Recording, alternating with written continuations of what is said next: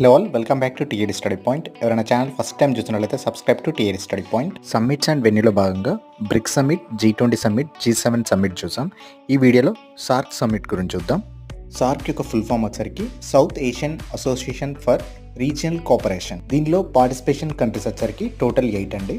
దాని easy trick వచ్చరికి MBBS Spain, M for Maldives, B for Bangladesh, B for Bhutan, S for Sri Lanka, P for Pakistan, A for Afghanistan, I for India, N for Nepal. SAARC establishment వచ్చరికి 1987 జనవరి 16న జరిగింది. 1987లో 7 countries మాత్రమే ఉండేది. 2007 ఢిల్లీలో జరిగిన సమ్మిట్లో ఆఫ్ఘనిస్తాన్ యాడ్ కావడం వల్ల 8 కంట్రీస్గా మారింది. సార్క్ సమ్మిట్ అనేది 8 కంట్రీస్ ప్రజెంట్ అయితే మాత్రమే జరుగుతుంది. ఇందులో ఏ కంట్రీ యాబ్సెంట్ ఉన్నా కూడా సార్క్ సమ్మిట్ అనేది జరగదు. దీని యొక్క 18th ఎడిషన్ అనేది నేపాల్లో 2014లో జరిగింది. ఆ తర్వాత ఇండియా పాకిస్తాన్ రిలేషన్స్ కారణంగా సార్క్ సమ్మిట్ అనేది జరగడం లేదు. దీనికి ఆల్టర్నేట్ గా బీమ్స్టెక్ రావడం జరిగింది.